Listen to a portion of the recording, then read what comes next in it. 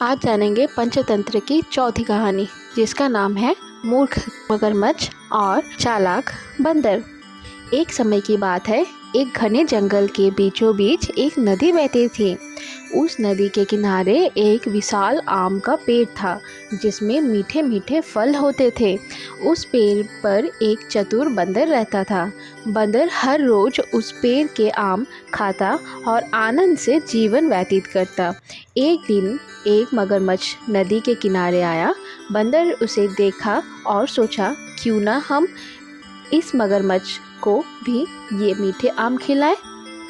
बंदर ने कुछ आम तोड़कर मगरमच्छ की ओर फेंके। मगरमच्छ ने वो आम खाए और बहुत खुश हुआ। ऐसे ही धीरे धीरे मगरमच्छ और बंदर में दोस्ती हो गई।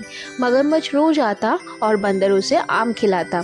एक दिन मगरमच्छ ने आम अपने घर लेकर जाने का सोचा, ताकि उसकी पत्नी भी इनका स्वाद चख सके। मगरमच्छ की पत्नी ने जब आम खाए तो वो बहुत खुश हुई, लेकिन उसके मन में एक बुरी योजना आई। उसने कहा, अगर इन आमों का स्वाद इतना मीठा है तो सोचो उस बंदर का दिल कितना मीठा होगा जिसने ये आम खाए हैं। तुम उसका दिल लेकर आओ, मैं उसे खाऊंगी। पहले तो मना किया, लेकिन पत्नी ने बार बार कहने पर मान गया। अगले दिन मगरमच्छ बंदर के पास आ गया और कहा, मेरी पत्नी ने तुम्हारे साथ मिलने का निमंत्रण दिया है। बंदर खुश हो गया और मगरमच्छ की पीठ पर बैठ गया।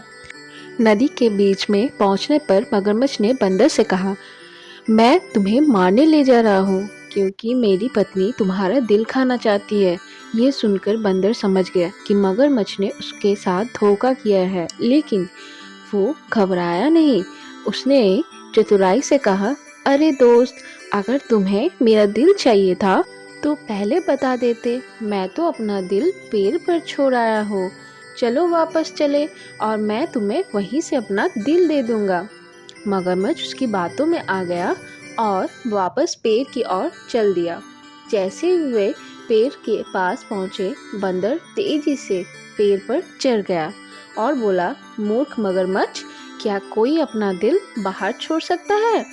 अब तुम जाओ और अपनी पत्नी से कहो कि तुमने अपनी मूर्खता की वजह से मेरा दिल और विश्वास दोनों ही खो दिया। मगरमच्छ ने शर्मिंदा होकर सिर झुका लिया और बिना कुछ कहे वापस चला गया। इस कहानी से हमें ये सीख मिलती है कि जीवन में संकट आने पर घबराना नहीं चाहिए, बल्कि धैर्य और चालाकी से संकट को हराना चाहिए। अगर बुद्धिमान हो तो बताओ, बंदर का दिल कौन खाना चाहता था?